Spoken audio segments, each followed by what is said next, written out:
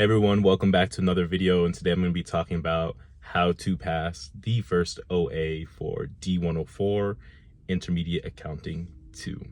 So it's been a while. I haven't made a video in this format in my car in a minute.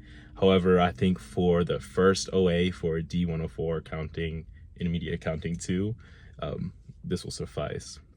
So basically all you need to know to pass this is make sure to understand the Excel in the PA. So if you're able to do the Excel in the PA and understand why, to the point where, like, even if you can just memorize it and regurgitate it, you will be able to pass the first OA for this one. I'm not gonna lie, life has been pulling me in every single different direction, so I've been kind of dragging my feet in all aspects of life, but this first OA could be done easily in less than a week. Because if you just read the book, learn about the intangibles, and then what was the first one?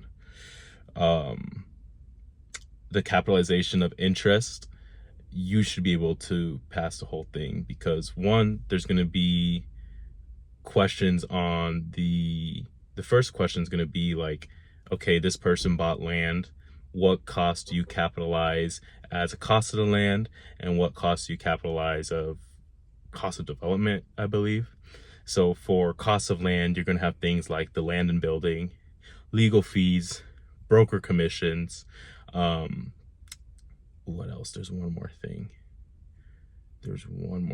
Title and survey. And then for the cost of development, you're going to have the blueprint, architect. You're also going to have the interest capitalized in 2020, 2021. And then there's one more thing. I think it's the price of raising the land or bulldozing the land. It's either going to be, I think that's in the first one. So that's basically how you pass the main portion of the first part of the OA. On top of that, you're going to have to learn how to capitalize interest. And basically what they're trying to say is that the question says from March to September, that time frame, you need to capitalize the interest. The interest payments start on the second year of March and run through September. So you're going to have to make a fraction and divide that over, and then you have to multiply it. You're going to have to multiply the principal, that fraction, and then the interest rate, and you're going to get the amount capitalized. And then you're going to list that amount underneath, you're going to list the avoidable interest amount underneath the 2020 and 2021 portions. And then for the second part, it's going to go over intangibles. The intangibles, they're kind of confusing because they're all just conceptual items. However, you need to know about indefinite life and definitive life terms. So indefinite life is, you got something and it's not going to really be amortized. Basically, amortized is reducing the value. So there's certain things where you're not going to be amortizing it. However, something like a patent, that's going to be a finite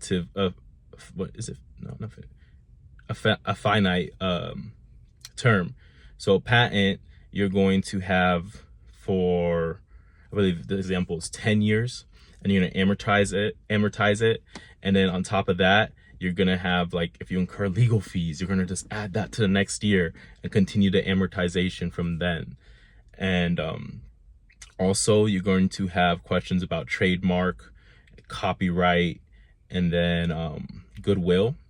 You cannot amortize goodwill because it is infinitive, and there's really no good way to value it, because when you do